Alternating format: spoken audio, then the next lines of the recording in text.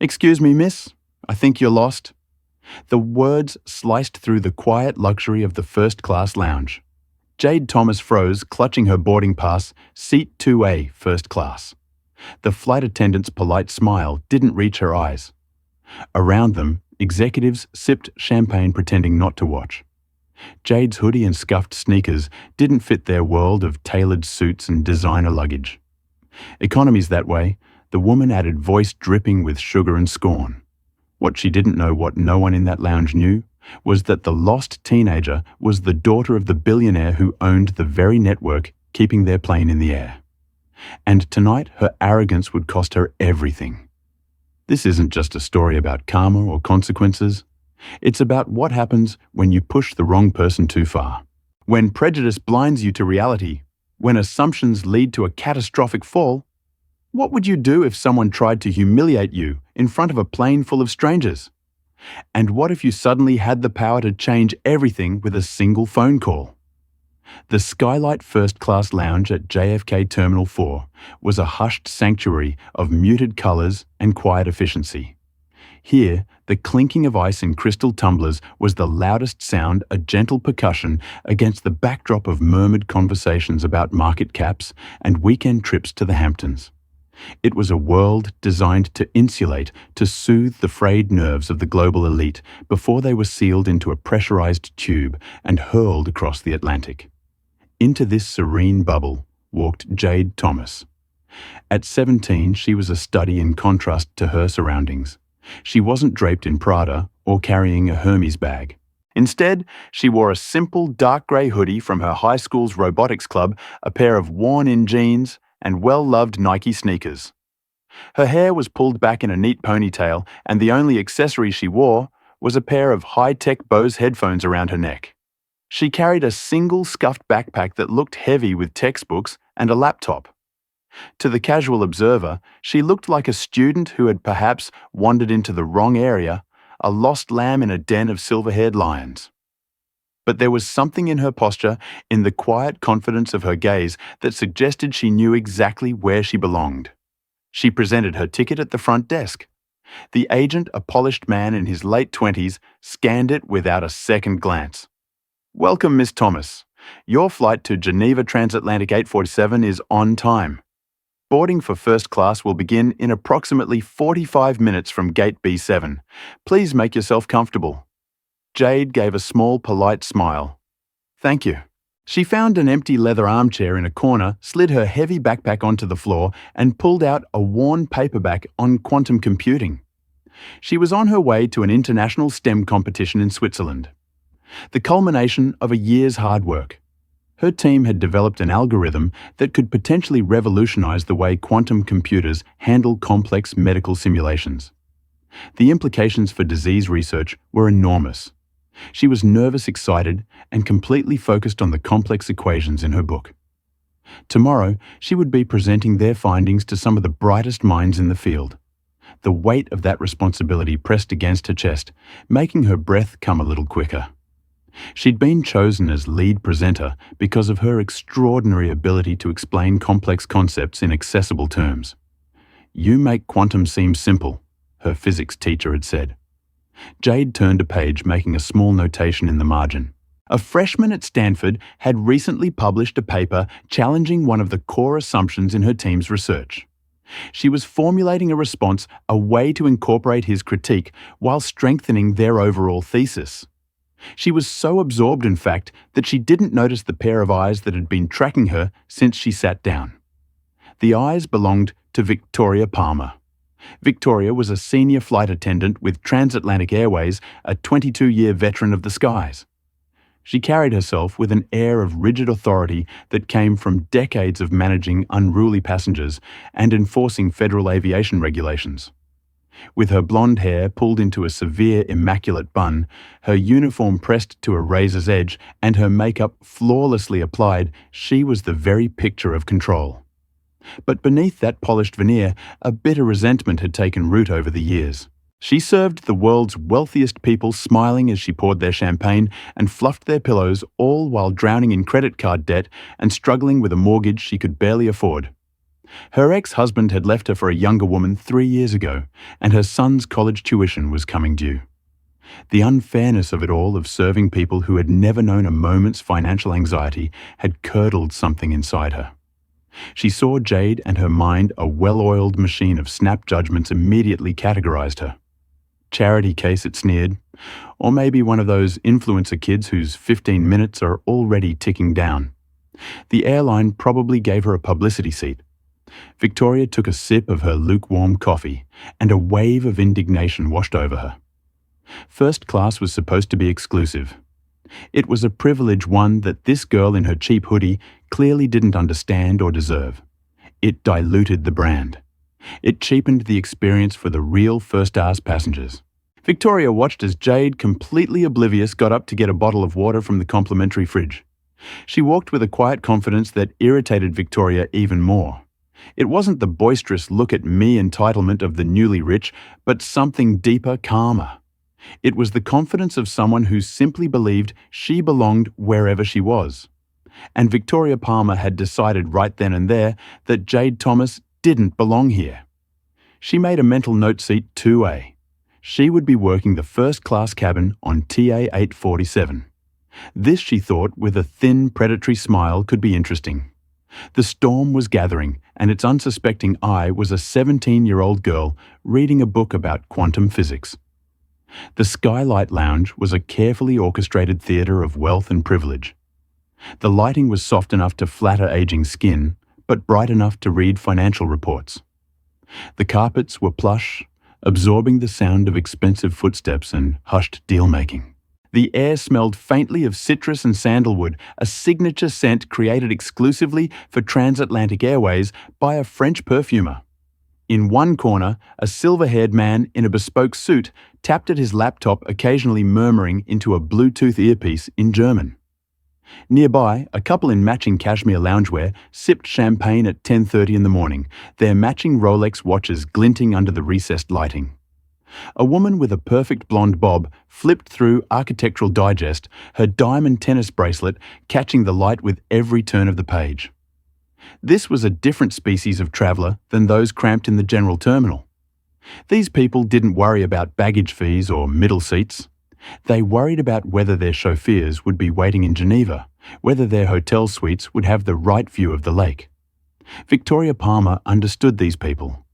After 22 years in first class, she knew their habits, their expectations, their little tells. She could distinguish old money from new. At 20 paces. The old money wore well-made clothes with discreet labels. The new money wore logos like battle armor. The old money tipped quietly and exactly. The new money made a show of generosity, or didn't tip at all. Victoria had once dreamed of being one of them. She'd become a flight attendant at 26, seduced by the promise of glamour and travel. The reality had been different. Grueling hours entitled passengers and a salary that never quite kept pace with inflation. Over time, her dreams had curdled into resentment. She'd never be one of them. But she could control their comfort, their experience. It was a small power, but she'd learned to wield it precisely. Now watching Jade read her book on quantum computing, Victoria felt a familiar irritation rise within her. The girl clearly didn't fit the profile. Her hoodie was from a public high school. Her sneakers were scuffed at the edges.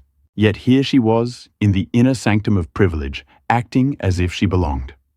Victoria noted with satisfaction that none of the regular passengers had acknowledged the girl. They had their own finely tuned radars for who belonged and who didn't. Their practiced indifference was its own form of rejection. "Excuse me," a voice said, breaking Victoria's concentration. She turned to find Carlos Rodriguez, the gate agent. Carlos was in his early 30s with warm brown eyes and a perpetually friendly demeanor that Victoria found exhausting. "We're expecting a full first-class cabin today," he said, handing her the passenger manifest. 16 passengers, including one minor, traveling alone. Victoria took the tablet, scrolling through the names.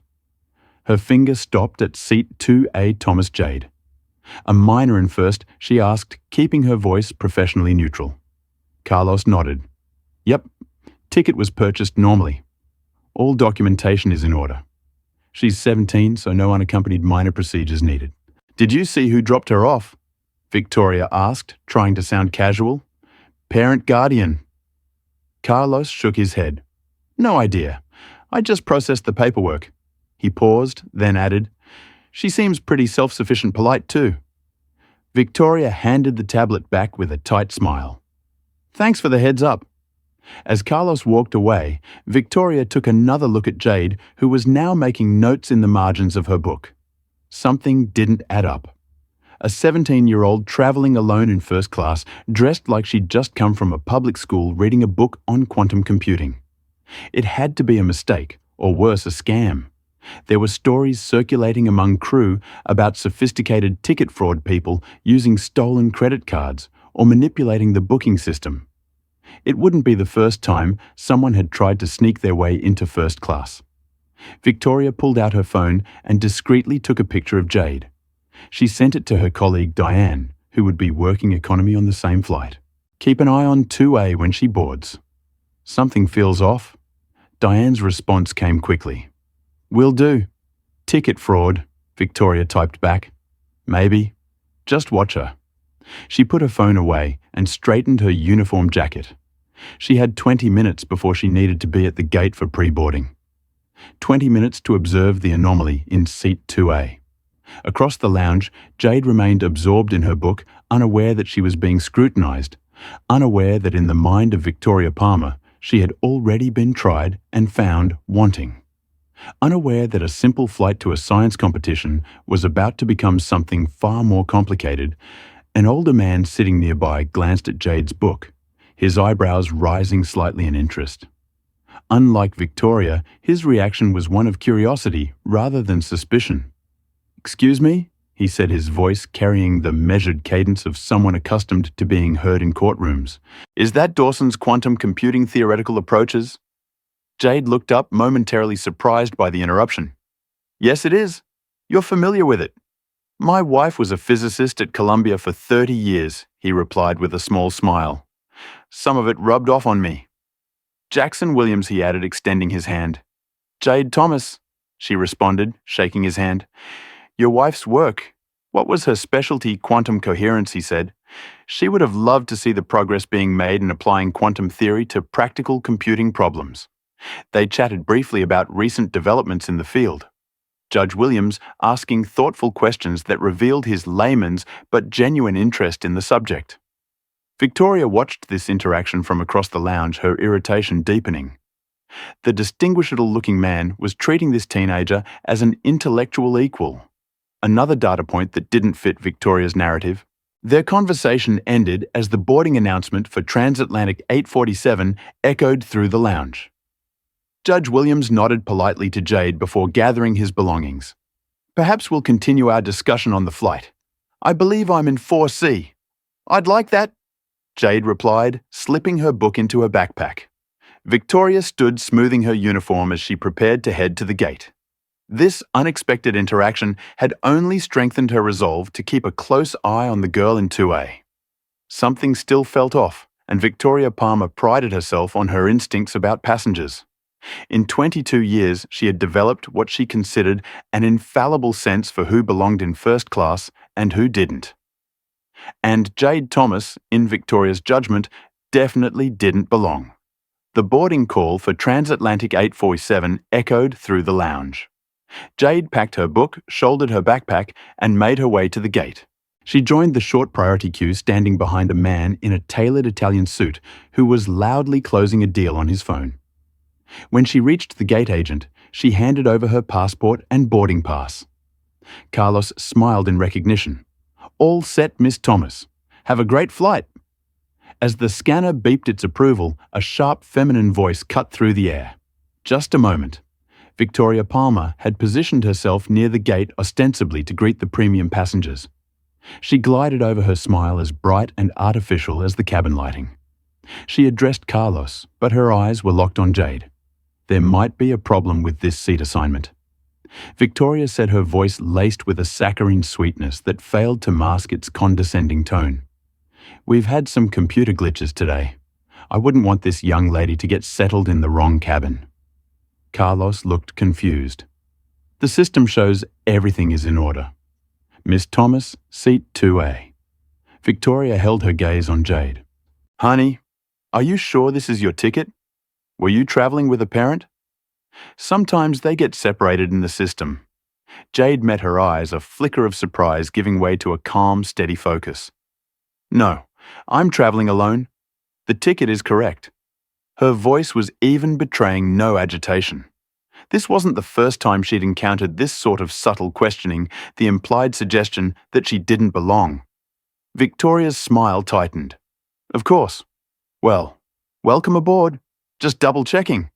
She gestured grandly toward the jet bridge, a queen granting entry to her court. Jade walked down the jet bridge the encounter, leaving a sour taste in her mouth. She'd dealt with prejudice before the subtle and the overt. She recognized the look in Victoria's eyes. It was the look of someone who had already written a story about her and was now determined to make her play the part. Behind her, Victoria turned to Carlos. I'm going to keep an eye on her, make sure everything is legitimate. Carlos frowned slightly. Her ticket and passport checked out. The system would have flagged any issues. Systems can be manipulated, Victoria replied. I've seen it before. Carlos didn't look convinced, but he didn't argue further. He had more passengers to process, and Victoria was his senior. I've seen people jump on tickets that aren't theirs before, Victoria added, seeing his skepticism. Just last month we had that TikTok prankster trying to sneak into first with a photoshopped boarding pass. Carlos nodded reluctantly, now slightly less sure of his position. Victoria's subtle reference to a previous incident, whether real or invented, had planted just enough doubt to give her leeway. As Victoria turned to continue boarding passengers, she nearly collided with Judge Williams, who had been standing close enough to overhear the exchange. Quite thorough in your verification process, aren't you? He said mildly, presenting his own boarding pass. Victoria's professional smile returned instantly. Safety and security are our top priorities, sir. Indeed, he replied, holding her gaze a moment longer than was comfortable, though I've found assumptions are often the greatest threat to both. Before Victoria could respond, he moved past her onto the jet bridge, leaving her with the uncomfortable sensation of having been seen through. Victoria boarded the aircraft a few minutes later. As she stepped into the first-class cabin, she immediately spotted Jade in seat 2A, a luxurious pod with its own lie-flat bed, large entertainment screen, and a small minibar. It was more space than most New York apartments. The ticket for that seat alone probably cost more than $15,000. Victoria's suspicions hardened into certainty. There was simply no way this teenager had legitimately purchased this ticket.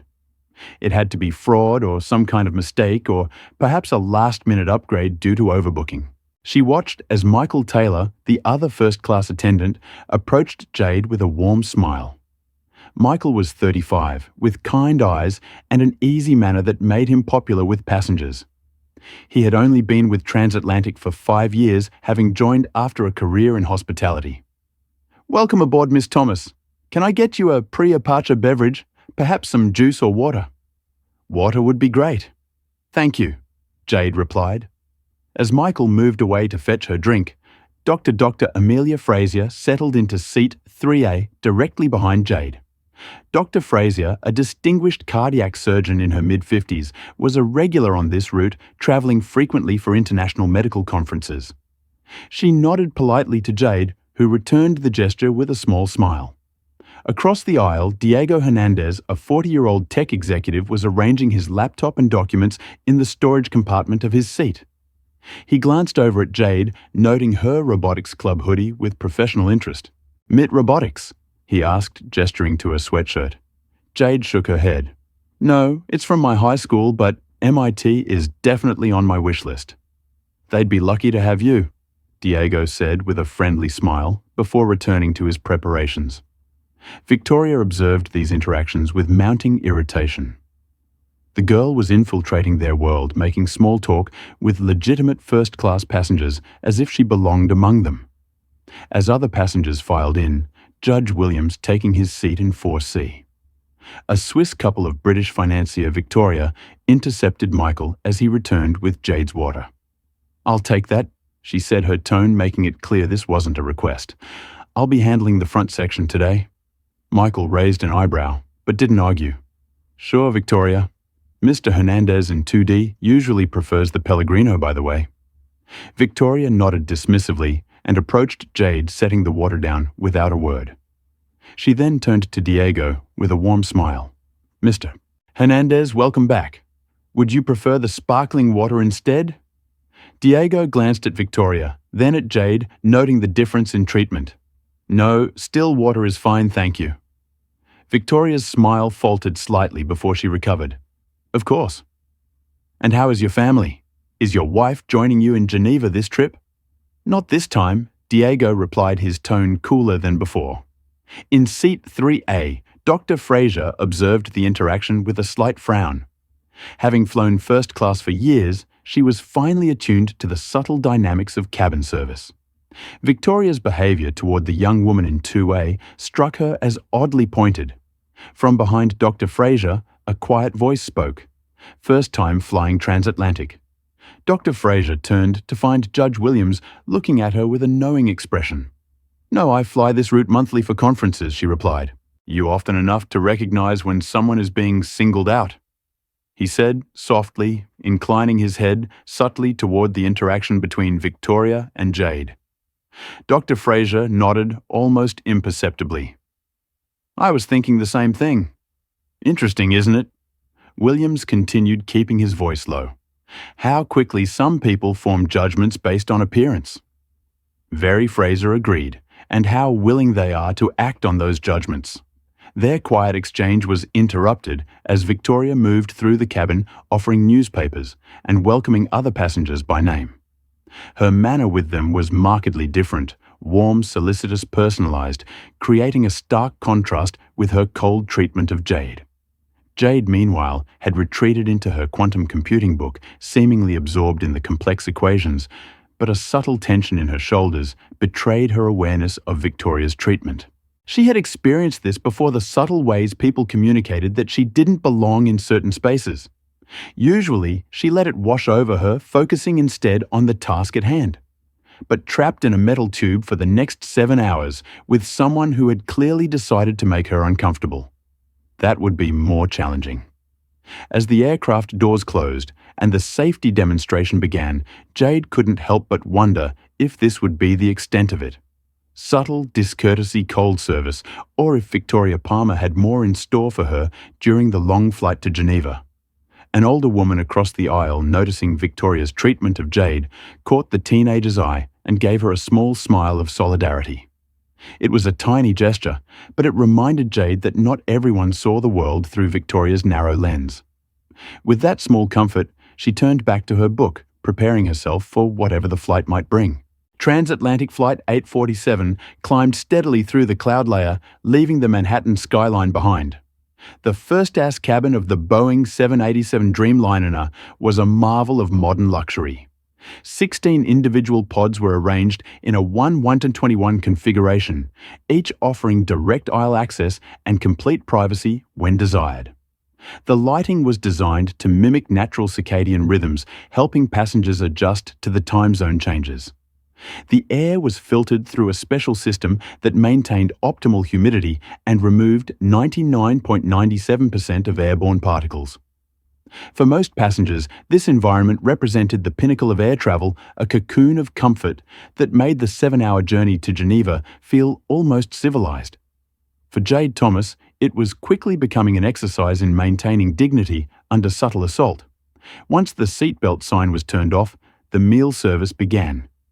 Victoria moved through the cabin with practiced efficiency, her manner warm and attentive, except when she reached seat 2A. There, her demeanor underwent a subtle but unmistakable shift.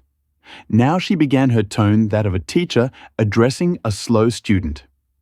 "Our menu tonight is quite sophisticated. It can be a little overwhelming for someone who isn't used to fine dining." She handed Jade the leather-bound menu with 2 fingers, as if reluctant to make contact. The chef's selection is the pan-seared halibut with a saffron risotto. Or if that's too adventurous, we do have a simple chicken breast available. Jade looked at the menu, her expression neutral, despite the condescension. I'll have the Filt Minion medium rare with the truffle mac and cheese, please. Victoria's perfectly plucked eyebrows rose a fraction of an inch. She typed it into her tablet with a series of sharp, deliberate taps. An excellent choice, she said, the words stripped of any genuine approval. In seat 2D, Diego Hernandez had observed the interaction while pretending to review documents on his tablet. He caught Jade's eye briefly and gave her a small nod of solidarity. The charade continued throughout the meal service. Jade's water glass remained empty just a minute longer than anyone else's. Her bread roll was cold, while others received warm ones. When she asked for a blanket, Victoria brought one that was still in its plastic wrapper and practically tossed it at her, saying, "Here you go. Try not to make a mess." The other passengers were beginning to notice. Dr. Fraser exchanged a glance with Judge Williams, who shook his head slightly in disapproval. Michael Taylor looked increasingly uncomfortable, trying to compensate by being extra attentive to Jade when Victoria's back was turned. A young woman in her 20s, sitting in 1B, had been watching the interactions with growing discomfort. Nicole Parker, a marketing executive for a tech company, finally spoke up when Victoria was collecting Jade's barely touched appetizer. "Excuse me," she said quietly. "I think she was still working on that." Victoria's smile tightened. "My apologies. I assumed she was finished since she hadn't touched it in some time." "I was just reading," Jade said mildly. "But it's fine. I was done." Nicole frowned, but didn't press further. As Victoria moved away, Nicole leaned across the aisle. "Is she always like that with you?" Jade gave a small shrug. "It's not a big deal. I'm used to it." "Well, you shouldn't have to be." Nicole replied firmly. "That's not okay." This brief exchange didn't go unnoticed by Victoria, who saw it as further evidence of the girl disrupting her carefully managed cabin. This teenager wasn't just taking up space where she didn't belong. She was now turning other passengers against her. During a lull in the service, Michael approached Victoria in the galley. "Is everything okay?" he asked quietly. "You seem to be having an issue with the passenger in 2A. Victoria stiffened. "I'm watching a potential security concern." Security concern. Michael's confusion was genuine. She's a teenager reading a quantum physics book. You don't find it suspicious? A minor traveling alone in first class wearing clothes from a public high school. Michael stared at her. "No, I don't. Her ticket is valid. She's been nothing but polite." Victoria's voice dropped to a whisper. "I've been doing this job for 22 years. I know when something isn't right. That seat costs more than some people make in 6 months. She's either traveling on someone else's ticket or it's fraud. That's a serious accusation, Victoria. Maybe she's just a bright kid from a well-off family." Victoria scoffed. "Look at her. Does she look like she comes from money?" The implication hung in the air between them. Michael's expression hardened. "I need to check on Mr. Williams," he said, turning away from her. As Michael walked back into the cabin, he caught Dr. Frazier's eye. The surgeon beckoned him closer with a discreet gesture. "Is everything all right with the senior attendant?" she asked, keeping her voice low. "Her behavior toward the young woman in 2A seems targeted." Michael hesitated, professional discretion warring with his obvious discomfort. "I'm sorry if the service has been uneven, Dr. Fraser. I'll make sure everyone receives the same standard of care." Dr. Frazier nodded, understanding the delicate position he was in. "I'm sure you will, Michael. Thank you." Meanwhile, Judge Williams had been observing the situation with increasing concern. Having spent decades on the bench, he was adept at reading people in situations. What he was witnessing wasn't merely poor service. It was a pattern of deliberate microaggressions. As a black man who had risen through the ranks of a predominantly white legal system, he recognized the signs all too well. "I've seen this movie before," he murmured to Dr. Fraser. "As have I," she replied quietly. "Though usually in hospital boardrooms, not aircraft. One would think that in 2025, we'd have moved beyond this." Williams said, his tone resigned. "One would think," Fraser agreed. And yet they both watched as Victoria returned to the cabin, making a show of checking on each passenger, asking the Swiss couple if they needed anything, chatting amiably with the British financier about London restaurants, ensuring Judge Williams had the correct vintage of wine. When she reached Jade, her manner changed again. Finished, she asked curtly, gesturing to the remains of Jade's meal. "Yes, thank you," Jade replied, her voice steady. Victoria removed the tray with a brisk efficiency that bordered on rudeness. As she turned away, Judge Williams called out, "Excuse me, Ms. Palmer." Victoria turned her professional smile immediately back in place. "Yes, Judge Williams. Can I get you anything? I couldn't help but notice that my young neighbour here has an empty water glass. Perhaps you could refill it when you have a moment." The rebuke was gentle but unmistakable. Victoria's smile froze for a split second before she nodded. "Of course, right away."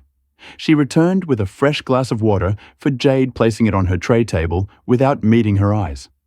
"Thank you," Jade said. "Just doing my job." Victoria replied the words clipped and cold. As she walked away, Diego Hernandez caught her arm gently. "I'd like to speak to the purser," he said, his voice low but firm. Victoria's eyes widened slightly. "I am the purser on this flight, Mr. Hernandez. Is there an issue I can address?" Diego glanced meaningfully toward Jade, then back to Victoria.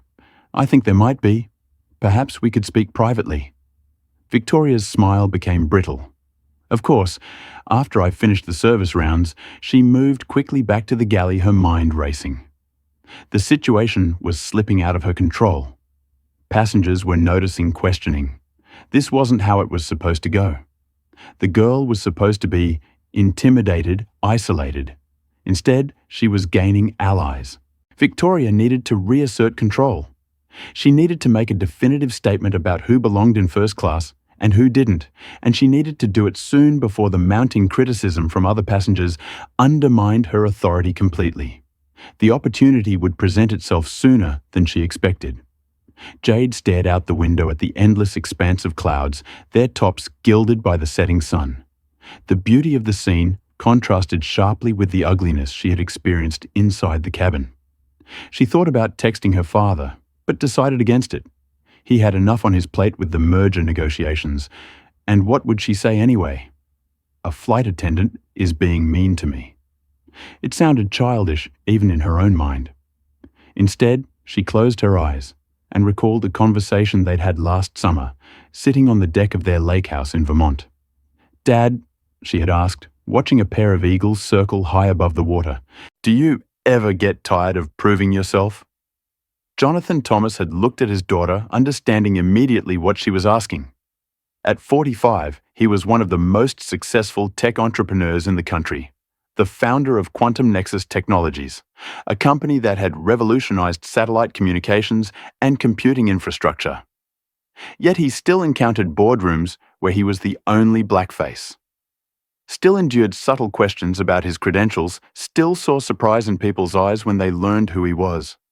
"It's not about proving yourself to them, Jade," he'd said, his deep voice thoughtful. "It's about knowing yourself so well that their doubt can't touch you." "But it does touch me," she'd admitted.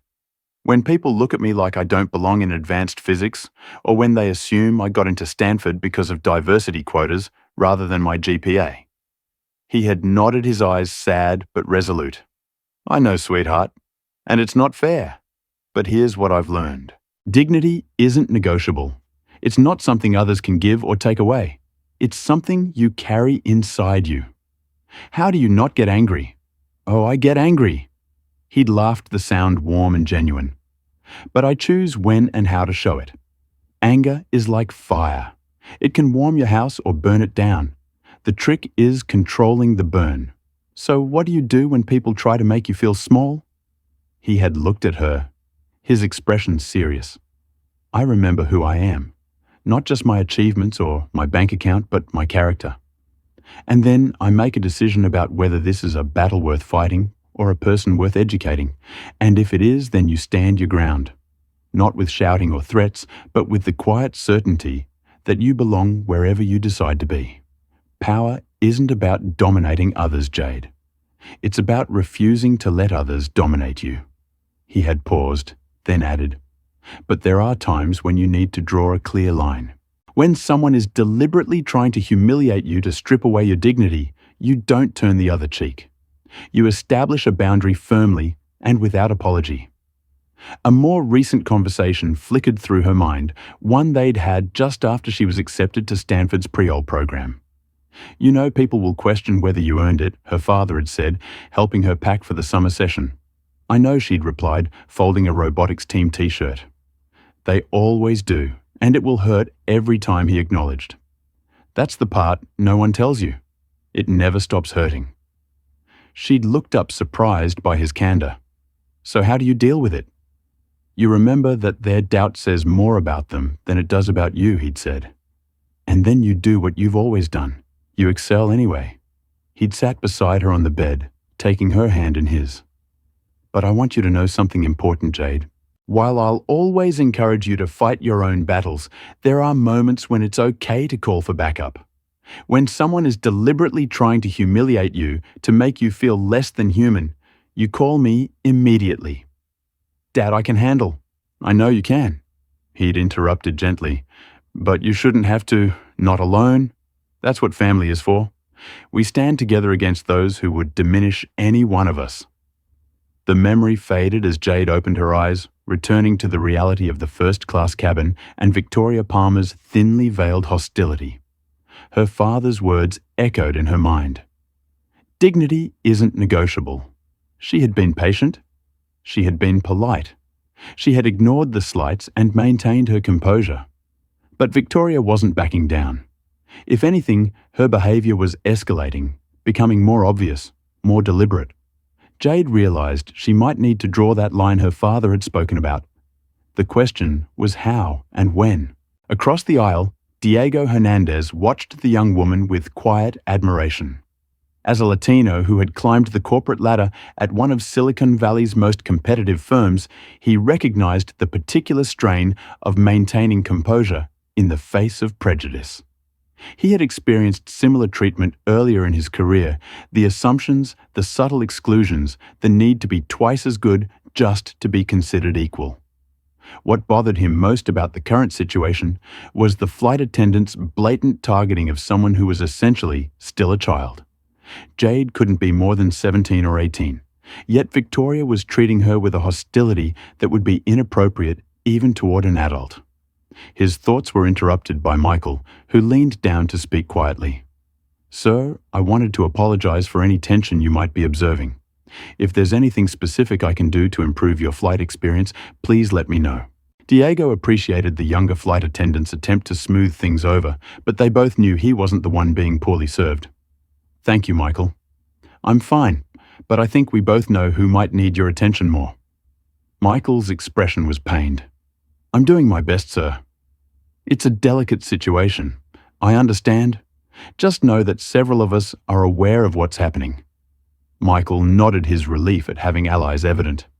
"Thank you, sir. I'll continue to monitor the situation." As Michael moved away, Judge Williams leaned forward from his seat to address Dr. Fraser. "Reminds me of a case I presided over years ago," he said quietly. "Racial discrimination suit against an airline. Flight attendant repeatedly denied service to a black executive, claimed she thought he was in the wrong seat. Airline settled for a substantial sum once the pattern of behavior was established." Dr. Fraser nodded thoughtfully. "I've been documenting the incidents," she said, indicating her tablet. "Professional habit from hospital work. Date-time specific action. Observable impact." Judge Williams smiled approvingly. "Smart woman. Let's hope it doesn't come to that, but evidence matters." In a flash of professional solidarity, Dr. Fraser showed him her screen, a neatly organized table with timestamps and brief descriptions of each interaction between Victoria and Jade. The entries were clinical objective, the work of someone accustomed to documenting problematic behavior in professional settings. 8:32 p.m. Flight attendant VP delivers meal options to passenger JT with visibly different tone than used with other passengers. 8:40 p.m. VP delivers cold bread roll to JT while other passengers receive warm rolls. 8:55 p.m. VP ignores JT's empty water glass while refilling all others in section. 9:10 p.m. VP delivers blanket to JT still in plastic wrap, tosses it rather than hands. It makes comment about not making a mess. Judge Williams nodded appreciatively. Thorough and specific. If this escalates, that documentation could be crucial. The atmosphere in the first-class cabin had taken on a strange tension, a collective awareness that something was wrong, combined with the peculiar social paralysis that often accompanies public instances of prejudice. Most passengers were pretending not to notice while simultaneously watching carefully. A few, like Dr. Fraser Judge Williams and Diego Hernandez, had moved beyond observation to quiet alliance. And at the center of it all, Jade Thomas sat reading her book on quantum computing, outwardly calm, but inwardly preparing for whatever might come next. She briefly considered using the aircraft's Wi-Fi to text her father just to let him know what was happening. But something held her back. Part of it was pride. She'd handled prejudice before and could handle it again. Part of it was practicality. What could he do from the ground while she was at $37,000 FT? And part of it was a growing determination to see this through on her own terms, to establish that boundary her father had spoken about firmly and without apology. What she didn't realize was how quickly that opportunity would present itself and how dramatically it would change everything. 2 hours into the flight, somewhere over the vast, dark expanse of the Atlantic, Jade finished reviewing her presentation notes. Her eyes were tired from the strain of reading complex equations in the cabin's dim lighting. She decided to recline her seat into its lie-flat position and rest for a while before the next meal service. She pressed the button on her armrest, expecting the seat to smoothly transform into a bed.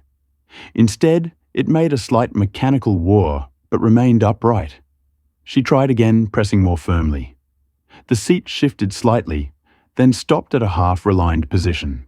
After a few gentle tries, Jade pressed the call button. Michael was there in seconds. "Is everything all right, Miss Thomas?" "Hi, Michael. My seat seems to be stuck. I can't get it to recline fully," she explained quietly. "Let me take a look," he said, kneeling down. "Sometimes the mechanism can be a bit finicky." He examined the controls, pressing a few buttons in sequence. "H, you're right. It seems to be jammed. Let me try the manual override." Just as he was reaching for the override panel beneath the armrest, Victoria materialized, as if she had been waiting for this moment. "What seems to be the problem here?" she asked, her voice sharp. "Just a small issue with the seat, Victoria." "I think I can fix it," Michael said, trying to de-escalate a situation that hadn't even started. Victoria shot him a withering glare before turning her full venomous attention to Jade. "You probably broke it," she said, her voice low but carrying in the quiet cabin. "These pods are very sensitive. You have to know how to operate them properly. They aren't toys."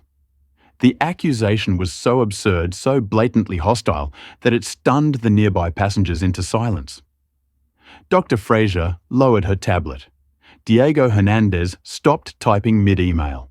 Judge Williams' expression darkened. Nicole Parker in 1B, who had been half asleep, sat up straight, suddenly alert. "Excuse me," she said, her tone incredulous. "Did you just accuse her of breaking the seat?" Victoria's head snapped toward Nicole. "I'm simply stating that these seats are complex mechanisms that require proper handling." I pressed the button marked recline. Jade said, her voice steady despite the public confrontation. "I'm fairly certain that's the correct procedure." "Are you suggesting I'm incapable of operating a button?" "I'm suggesting," Victoria hissed, leaning closer, her voice dropping to a conspiratorial whisper that was somehow more insulting than a shout, "that you're in a place you don't belong, and your presence here is a disruption. I've been checking the passenger manifest. I've cross-referenced everything. There is simply no way a teenager on their own legitimately purchased a $16,000 ticket. It's a fraudulent booking or a computer error. And I am going to correct it." This was it, the ultimate escalation. It was no longer about bad service. It was a direct accusation of fraud. Michael stood up, his face pale. "Victoria, that's completely out of line. You can't accuse a passenger of that." "Stay out of this, Michael," she snapped. "I'm the senior attendant here. I'm in charge." She turned back to Jade, her face a mask of smug triumph. "Now I'm going to give you two options. You can quietly gather your things, and I will find you a seat in economy. We'll pretend this was all a simple misunderstanding. Or I can have the captain radio ahead, and you can be met by security upon landing in Geneva to explain how you obtained this ticket. Your choice." The cabin was dead silent. Every eye was on Jade. They saw a young girl alone being cornered by a woman in a position of authority. They expected tears or shouting or terrified compliance. They got none of these. Jade held Victoria's gaze for a long moment. Then she reached into her pocket and pulled out her smartphone. Victoria scoffed. "Oh, who are you calling your mommy? It's a little late for that." "Don't you think?" Dr. Fraser began to rise from her seat, prepared to intervene, but Judge Williams gently touched her arm, shaking his head slightly. He had been watching Jade throughout the flight and recognized the calm determination in her eyes. This young woman, he sensed, was about to handle the situation in her own way. Jade ignored Victoria's taunt. She swiped through her contacts and pressed a name. As she did, she activated the plane's Wi-Fi calling feature, a premium service her father's company had ironically helped develop. The call connected almost instantly. "Hi, Dad," she said, her voice perfectly level. "Sorry to bother you. I'm having a bit of a problem on my flight." She listened for a moment, her expression unreadable. "Yes, Transatlantic 847 to Geneva. There's a flight attendant. Her name is Victoria Palmer, who is accusing me of ticket fraud and is threatening to have me arrested." She paused again, nodding slightly. "Okay. No, I'm fine. She's right here." She held the phone out toward Victoria. "My father would like to speak with you." Victoria Palmer looked at the phone as if it were a venomous snake. A flicker of uncertainty crossed her face, but her arrogance quickly reasserted itself.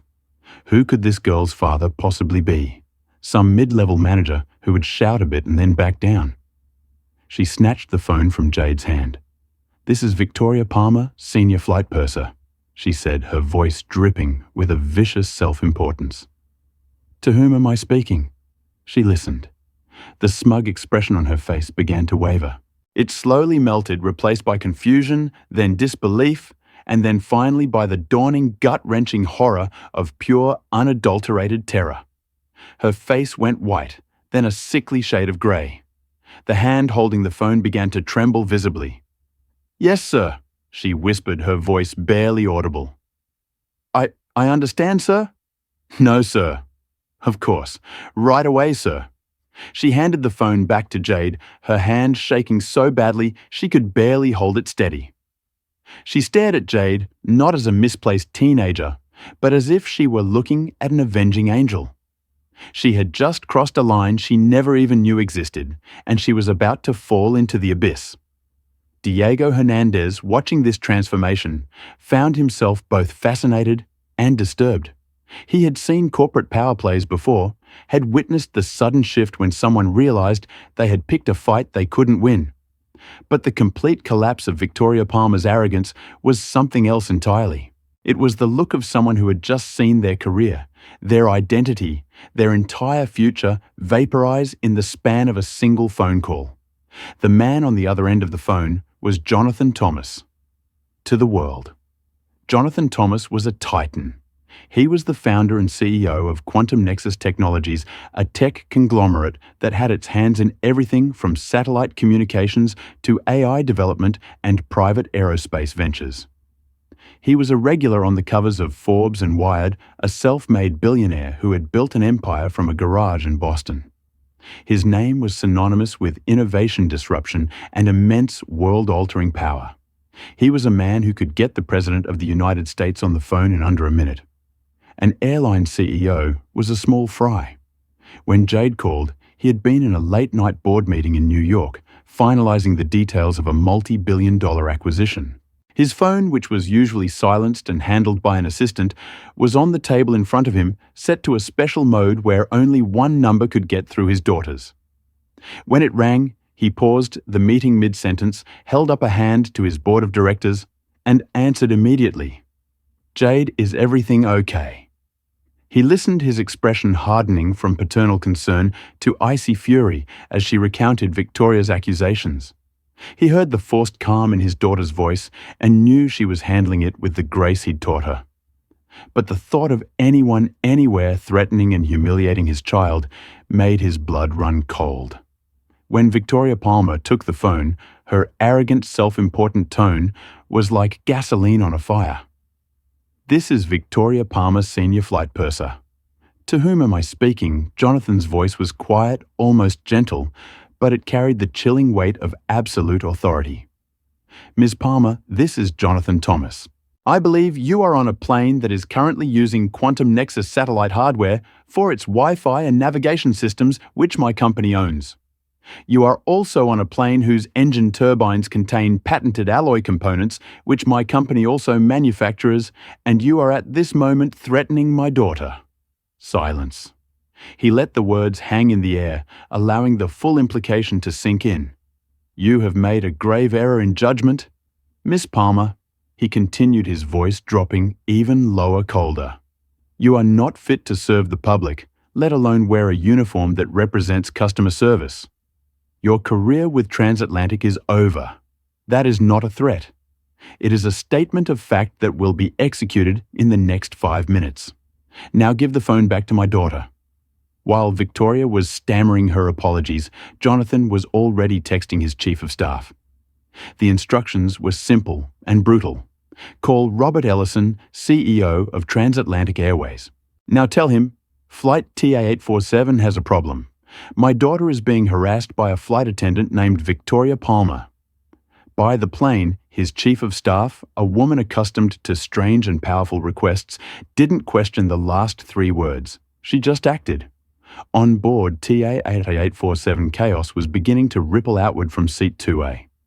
Victoria stood frozen, her mind struggling to process the name Jonathan Thomas. She knew it. Everyone knew it. It was like hearing God introduce himself over the phone. Jade took her phone back. "Dad, yes, I'm okay. Okay, I will. Love you too." She hung up and looked at Victoria, who was now staring at her with wide, terrified eyes. "You should probably go back to the galley now," Jade said, her voice devoid of triumph or malice. It was a simple factual statement. Around them, the atmosphere in the cabin had changed completely. Judge Williams was watching with the expression of someone who had just witnessed a textbook example of consequences in action. Dr. Faracia had returned to her documentation, now recording this pivotal interaction with clinical precision. Diego Hernandez sat back in his seat, eyebrows raised, processing what he had just witnessed. And Nicole Parker was filming discreetly on her phone, recognizing a viral moment when she saw one. Before Victoria could move, the chime for the in-flight phone rang in the galley. A moment later, a flustered Michael approached the cockpit door and knocked. It opened, and the co-pilot leaned out. After a brief hushed exchange, the co-pilot disappeared back inside. A minute later, the cockpit door opened again. This time, it was Captain Robert Wilson himself. He was a tall, authoritative man with silvering hair at his temples and a calm demeanor that had been cultivated over 30 years of flying. But right now, his face was a mask of bewilderment and immense stress. He walked directly into the first-class cabin, his eyes scanning the passengers until they landed on Jade. He walked over, ignoring the still paralyzed Victoria completely. "Miss Thomas?" he asked, his voice full of a respect that had been absent moments before. "I'm Captain Wilson. I've just received an unprecedented call from our corporate headquarters. I need to confirm that I am speaking to the daughter of Jonathan Thomas of Quantum Nexus Technologies." Jade simply nodded. "I am." The captain took a deep breath, the full earth-shattering reality of the situation crashing down on him, his crew, and his flight. "I see. Well, Miss Thomas, on behalf of Transatlantic Airways, I need to offer you my most sincere and profound apologies for the treatment you have received from a member of my crew." He shot a look at Victoria that could have melted steel. This is an unforgivable lapse in professionalism. He then looked around at the bewildered first-class passengers. "Ladies and gentlemen, may I have your attention, please? There has been a change in our flight status. He paused as if struggling to find the right words for a scenario that had never existed before. As of 2 minutes ago, he announced, his voice echoing in the stunned silence. This aircraft, Transatlantic Flight 847, is no longer a commercial flight. It has been chartered privately for the remainder of the journey to Geneva. This plane is now operating as a private jet for Miss Jade Thomas. The captain's announcement hung in the air, thick and unbelievable. A commercial transatlantic flight mid-air suddenly turned into a private charter. It was impossible. It was absurd. It was something out of a movie. Diego Hernandez, the tech executive in 2D, let out a low whistle. He'd negotiated hostile takeovers, bought and sold companies worth billions, but he had never in his entire life heard of someone buying a plane out from under its passengers while it was in the air. The sheer audacity, the raw, unapologetic display of power, was breathtaking. He looked at Jade, not just with respect, but with a kind of awe. She wasn't just some rich kid. She was the heir to an empire, and he had just witnessed the empire strike back. The Swiss couple looked utterly baffled, whispering to each other in rapid German. Dr. Fraser and Judge Williams exchanged a glance that contained volumes. The other passengers just stared, their minds trying to compute what they had just heard. Victoria Palmer finally seemed to unfreeze, but only to crumble. The blood drained from her face, leaving a pasty, terrified mask. She understood. Jonathan Thomas hadn't just complained to the CEO. He hadn't just threatened a lawsuit. He had performed a corporate power move so extreme it bordered on the surreal to protect his daughter from a flight attendant. He had effectively bought the entire flight. He had made the aircraft Jade's private domain. "Is this even legal?" someone whispered from a few rows back. "With enough money, what isn't?" came the reply.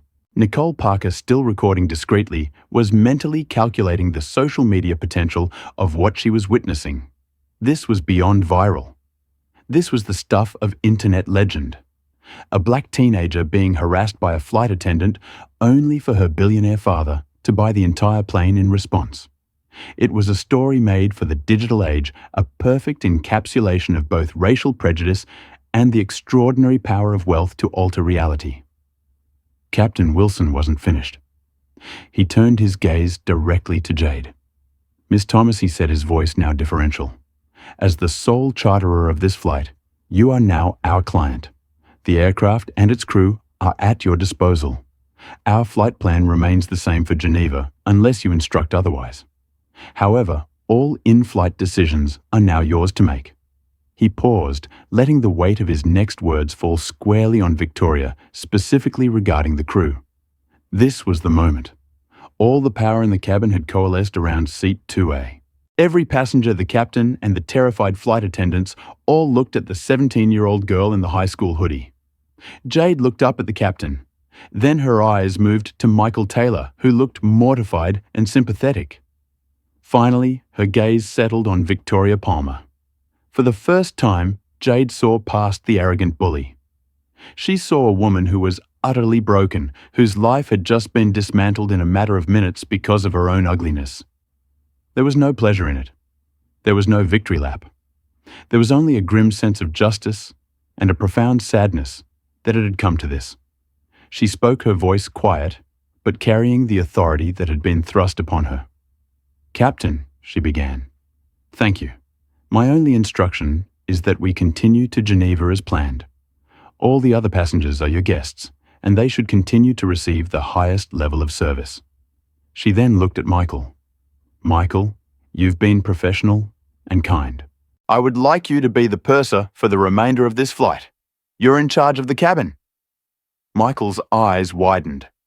A field promotion mid-flight on the orders of the new owner. He could only nod, speechless. "Yes, Miss Thomas. Thank you."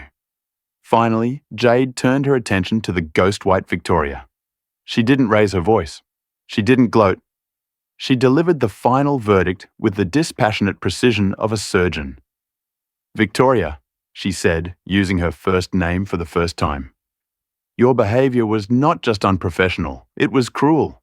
You judged me based on my age and the color of my skin. You tried to humiliate me. You abused your authority." She took a breath. You are relieved of your duties effective immediately. You will go to the crew rest area, and you will remain there until we land.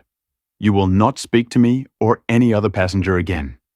She paused, letting the sentence hang in the air before delivering the final blow. "My father has already spoken to your CEO. When we land in Geneva, you will be met by a transatlantic corporate representative. You should pack your belongings from your layover accommodation. You are fired." The words, spoken so calmly, were more devastating than any scream could have been. It was an execution delivered without emotion. Victoria Palmer made a small choking sound. Her carefully constructed world, her 22 years of seniority, her very identity. It had all been incinerated in the span of 5 minutes. She stumbled backward, bumping into a bulkhead, her face a grotesque canvas of shock and despair. "This can't be happening," she whispered more to herself than anyone else. "There must be some mistake. I was just doing my job. You were harassing a passenger based on prejudice." Judge Williams said, his voice carrying the weight of decades on the bench. "That is not your job, Ms. Palmer, and I suspect if we interviewed other passengers of color who have flown with you, we would find this is not an isolated incident."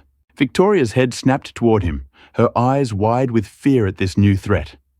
The idea that her past behavior might be scrutinized, that this might not be seen as a one-time lapse in judgment, but as part of a pattern, seemed to terrify her even more than the loss of her job.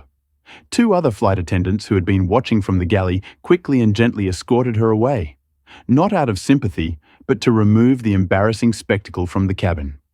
As she disappeared behind the curtain, a strange quiet settled over the first-class cabin. It was the quiet of a storm that had passed, leaving behind a completely new landscape. Jade Thomas looked out her window at the endless dark sky, the owner of a jet, feeling not the triumph one might expect, but the heavy weight of a power she never wanted to use. "Are you all right?" Dr. Fraser asked quietly from the seat behind her. Jade turned, surprised by the question. "Yes, I think so. It's just a lot. You handled it with remarkable composure," Fraser said. "I've seen physicians twice your age respond to conflict with far less grace." "I've had practice," Jade replied with a small, rueful smile, though never quite at this scale. "Well, if medicine doesn't work out for you," Fraser said with gentle humor, "you have a promising future in crisis management." The comment broke some of the tension, earning a genuine laugh from Jade. Around the cabin, other passengers seemed to relax slightly as well, the atmosphere shifting from shock to something approaching normally, albeit a new normal, where a teenager had just fired a flight attendant mid-flight after her father purchased the plane. As Michael began organizing the cabin service with his newfound authority, passengers started discussing what they had witnessed in hushed tones. The Swiss couple kept glancing at Jade with a mixture of awe and confusion. Nicole Parker was typing furiously on her phone, presumably sharing her first-hand account with friends or colleagues. Jade found herself the center of attention in a way she had never experienced before. It was uncomfortable, this sudden transformation from someone Victoria had tried to make invisible to someone everyone was hyper-aware of. She retreated into her quantum computing book, seeking the familiar comfort of equations and theories that made sense, that followed logical rules unlike human behavior. But her mind kept returning to Victoria Palmer's face. In that final moment, the devastating realization that she had destroyed her own career through prejudice and poor judgment. There was no satisfaction in that image, only a solemn recognition of consequences justly applied. And as the flight continued toward Geneva, with Michael now overseeing an impeccably attentive cabin service, Jade couldn't help but reflect on the extraordinary power her father wielded, power that had for a moment extended to her. It was a sobering realization, carrying with it a weight of responsibility she was only beginning to comprehend. The quiet that followed Victoria's departure was thick with a peculiar tension. Not the hostility of before, but a stunned awareness that the passengers had just witnessed something extraordinary. It was the silence of people trying to process a scenario that fell outside all normal parameters of air travel. Michael Taylor, newly promoted to purser, was the first to break it. He approached Jade's seat with a glass of water. "Miss Thomas," he said, his voice pitched low. For privacy, is there anything else I can do for you? Jade looked up at him. She saw the concern in his eyes, the genuine desire to make things right. My seat, she said. It's still not fully reclining. Of course. Let me fix that for you right away. As Michael knelt to address the seat mechanism, Dr. Fraser leaned forward. Are you all right, dear? She asked softly. Jade turned to the older woman, recognizing the concern in her voice. I'm fine, thank you. Just a bit overwhelmed. Dr. Fraser nodded. Understandable. That was quite a situation.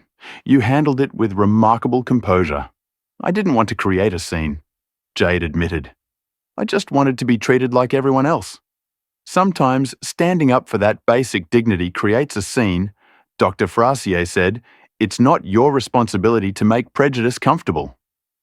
From across the aisle, Diego Hernandez spoke up. Your father's response was impressive. Jade couldn't help a small smile. Dad doesn't believe in half measures. Clearly, Diego replied, his tone caught between admiration and disbelief. I've been in tech for 15 years. Your father is a legend. The Quantum Nexus satellite network revolutionized global communications.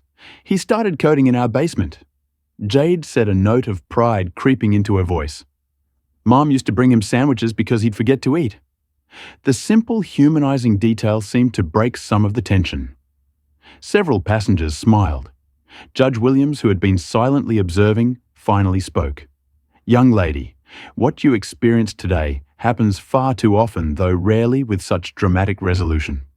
I hope you know that Victoria's behavior reflects only on her, not on you. Jade nodded. Thank you, sir. Michael stood up, having fixed the seat. There you go, Miss Thomas. It should recline fully now. Thank you, Michael. And please just call me Jade. As Michael moved away to attend to other passengers, Jade's phone buzzed with a text message. It was from her father. Everything okay now?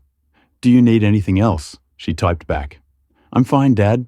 Thanks for the quick response, but did you really need to buy the plane? His reply came instantly. Technically, I only chartered it. Though by now, Nicole might have acquired a controlling interest in transatlantic. She gets enthusiastic. Jade shook her head, smiling despite herself. Nicole Reyes was her father's chief of staff, a brilliant former Wall Street executive with a reputation for executing Jonathan Thomas's directives with terrifying efficiency. You're unbelievable. She texted back, Love you too, sweetheart. Call me when you land. A follow-up text came through. And Jade, I'm proud of you for standing your ground. That takes courage. This last message brought unexpected tears to Jade's eyes. She blinked them away quickly, not wanting to draw more attention to herself. Her father's approval had always mattered to her. But in this moment, knowing that he recognized the strength it had taken to face Victoria's prejudice head-on before calling him, it meant everything. Meanwhile, in the cockpit, Captain Wilson was on a secure line with Transatlantic's CEO, Robert Ellison. The conversation was one-sided, with the captain mostly listening and occasionally saying, Yes, sir. And understood, sir, when he returned to the cabin, his composed demeanor had been restored, though there was a new tightness around his eyes. Miss Thomas, he said, approaching Jade's seat, I've been instructed to inform you that a corporate representative will be meeting our flight in Geneva to personally address today's incident. Mr. Ellison, our CEO, has asked me to convey his deepest personal apologies. Thank you, Captain Jade replied. I appreciate that. I hope you understand that my issue was specifically with Ms. Palmer's behavior, not with Transatlantic as a whole. That's very gracious of you, the captain said, relief evident in his voice. If there's anything else you need during the remainder of our flight, please don't hesitate to ask. As he returned to the cockpit, Diego leaned across the aisle again. So, he said with a wry smile, what's it like to own a plane at 17? Jade laughed, a genuine sound that helped dissipate the last of the tension. Technically, my dad's the one who owns it or chartered it or whatever just happened. Still, Diego said, that has to be the most dramatic response to poor customer service in aviation history. My dad is protective, Jade said, searching for the right word. He doesn't tolerate people being mistreated, especially his family. With good reason, Dr. Fraser interjected, What that woman did was completely unacceptable. Indeed, Nicole Parker added, joining the conversation from across the aisle. I've faced my share of prejudice in corporate settings, but what she did was blatant and ugly. You know, Judge Williams said thoughtfully, there's something instructive in what we witnessed tonight. Most instances of prejudice go unchecked because the target lacks the power to force accountability. Exactly. Diego agreed. I've been in situations where I was clearly being treated differently because of my accent or my name, but I didn't have a billionaire father to call, which raises uncomfortable questions about justice. Williams continued, should accountability for prejudice depend on the target's access to power? Of course not, Dr. Frazier said firmly. But in the absence of institutional safeguards, sometimes individual power is the only recourse. That's what my dad always says, Jade offered. He believes in changing systems, not just punishing individuals, but he also says that sometimes you need to do both. As the conversation continued, Jade was struck by how quickly she had been accepted by these accomplished adults. An hour ago, she had been isolated, targeted, made to feel like an intruder. Now she was at the center of a thoughtful discussion about power prejudice and accountability. The transformation was dizzying. But even as she engaged with her fellow passengers, part of her mind wandered to Victoria Palmer, now confined to the crew rest area. What was going through her mind? Regret, anger, fear for her future. It was strange to think that a woman who had held such power over her comfort and dignity just hours ago was now effectively her employee, waiting in isolation for the consequences of her actions. The thought wasn't satisfying. It was sobering. Power could shift in an instant, but what mattered was how it was wielded. Her father had taught her that too. Meanwhile, on the ground, Nicole Reyes was orchestrating a corporate response that would be studied in business schools for years to come. Jonathan Thomas's initial directive by the plane had been slightly modified in execution. Instead of literally purchasing the aircraft, Quantum Nexus had acquired enough shares in Transatlantic Airways to demand immediate action. Robert Ellison, Transatlantic's CEO, had been pulled from a dinner with investors in London to deal with the crisis. When told that Jonathan Thomas's daughter had been harassed by one of his flight attendants, he had gone pale. Quantum Nexus not only provided critical communications technology to Transatlantic, but was also considering the airline for an exclusive corporate travel contract worth hundreds of millions. Within minutes, he had issued directives that transformed TA-847 into a private charter, effectively giving Jade Thomas complete authority over the aircraft. Victoria Palmer's termination was approved without question, and plans were made for damage control on a massive scale. By the time Jade's flight was halfway to Geneva, the incident had already become a case study in how quickly corporate priorities could shift when a powerful client was wronged. But in Seat 2A, Jade Thomas wasn't thinking about corporate machinations or power plays. She was thinking about her presentation tomorrow, about the equations in her book, and about how to navigate a world where her identity would always be a complex equation of its own, one that included not just her race and gender, but also the immense privilege of her family name. She wasn't naive. She understood that without her father's intervention, Victoria's behavior might have gone unchecked. The flight attendant might have continued harassing her, might even have had security waiting in Geneva. Her word against Victoria's with institutional power aligned against her. That realization was uncomfortable, not because she regretted calling her father. Victoria had crossed a line that demanded response, but because she knew that countless others faced similar prejudice without recourse, without a powerful advocate, without the ability to demand accountability. Penny for your thoughts? Judge Williams asked gently, noticing her pensive expression. I was just thinking about how different this might have played out if I didn't have my dad to call, Jade admitted. The judge nodded, understanding immediately. That's the burden of privilege, isn't it? Recognizing that the justice you received is often denied to others.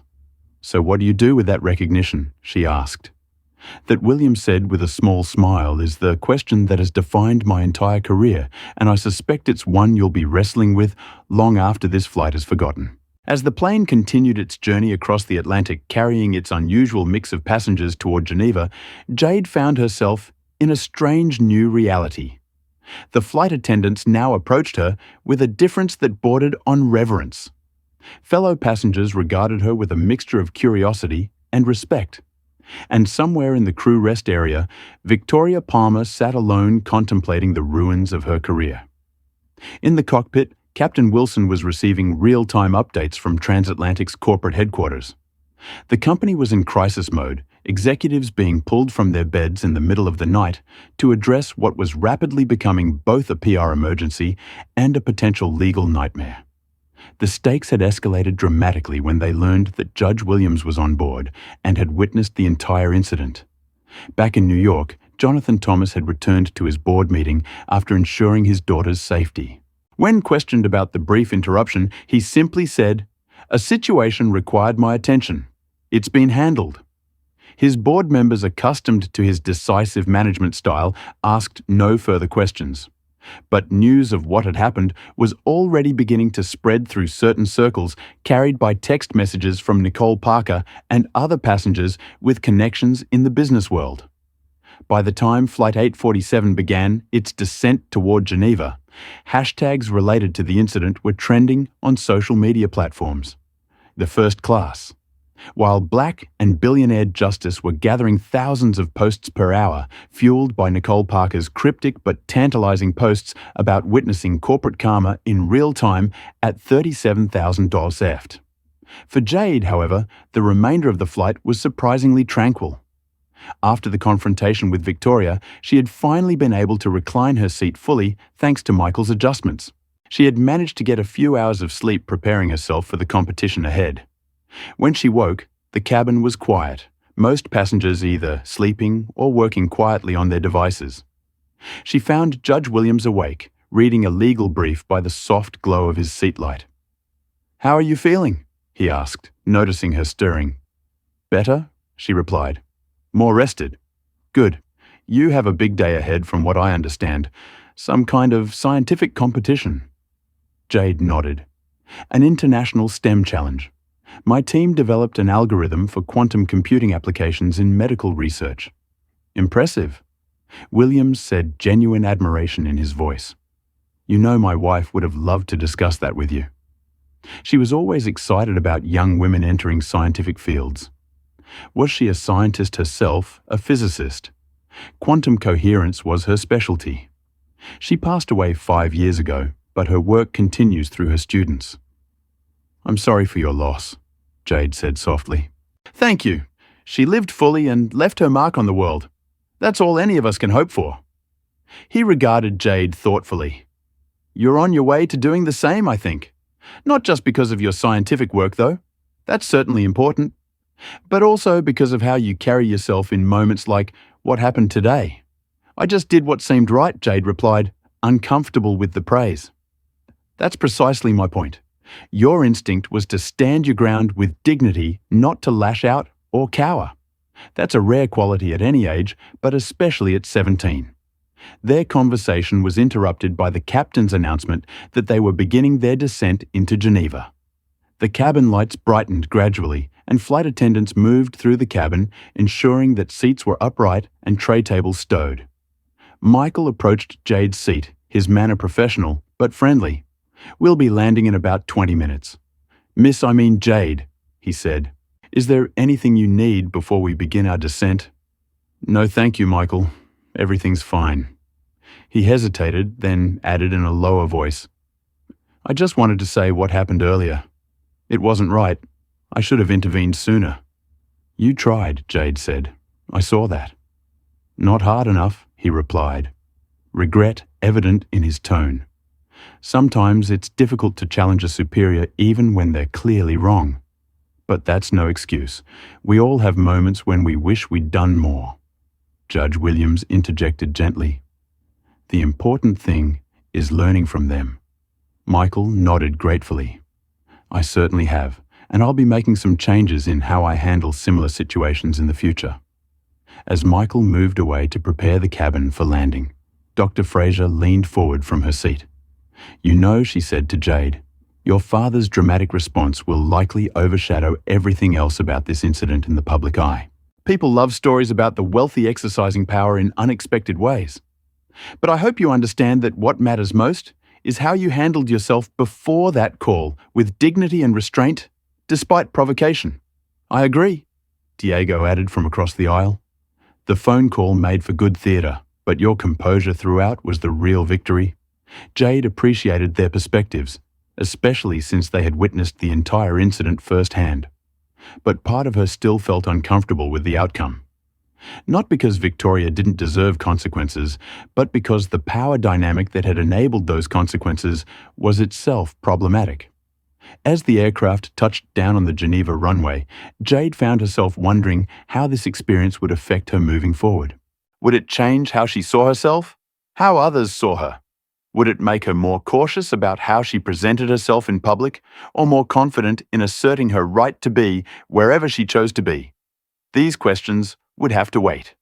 For now, she needed to focus on the competition ahead, on presenting her team's research with the clarity and confidence it deserved. Whatever ripples had been created by the incident on Flight 847, she was determined not to let them distract from the work that had brought her to Geneva in the first place. But as the aircraft taxied toward the terminal, she couldn't help but notice the unusual reception awaiting them. A group of officials in suits standing at attention on the tarmac. Apparently news of what had transpired at 37,000 FT had preceded their arrival, and the corporate response was already in motion. What Jade didn't yet realize was how dramatically her life was about to change. Not just because of her father's intervention, but because of how her own response to prejudice would resonate far beyond the confines of transatlantic Flight 847. The story of Jade Thomas and Victoria Palmer didn't end with a neat resolution or a perfect friendship. Life rarely offers such simple conclusions. Instead, it evolved into something more nuanced, a complex interweaving of consequences, growth, and unexpected connections. For Jade, the incident became a footnote in an increasingly impressive biography. Her team won the Gables Young Innovator Award, providing funding that accelerated their research significantly. By the end of her freshman year, she had co-authored 2 papers published in prestigious scientific journals. Her summer internship at Novartis transformed into an ongoing research position that she balanced with her studies. More importantly, Jade found her voice as both a scientist and an advocate. She spoke at schools in underserved communities, launched a mentoring program for young women of color interested in STEM fields, and advised companies on creating more inclusive environments. Her experience had given her a platform, and she used it thoughtfully to effect meaningful change. Transatlantic Airways underwent its own transformation. The training program developed with Victoria and Judge Williams was implemented company-wide, then adopted by other airlines and service industries. Robert Ellison, the CEO, made diversity and inclusion core components of the corporate culture rather than peripheral considerations. The changes weren't perfect, and progress wasn't always linear, but the commitment was genuine and sustained. As for Victoria Palmer, she never returned to the skies, but she found a new purpose in her work with Judge Williams Foundation. The training program they developed together reached thousands of customer service professionals, creating ripples of change throughout multiple industries. She lived more modestly than before, but with greater awareness and authenticity. What began as a moment of prejudice and confrontation had transformed into a catalyst for growth and change, not just for the individuals directly involved, but for the systems and institutions around them. It was a reminder that even our worst moments can become opportunities for transformation if we approach them with honesty, courage, and a willingness to learn. If this story resonated with you, please hit that like button and subscribe to our channel for more powerful narratives about overcoming prejudice, finding your voice, and creating positive change in the world. Share this video with someone who needs to hear that dignity isn't negotiable, and that standing your ground with grace is one of the most powerful tools we have against discrimination. Remember, it's not about having a billionaire father.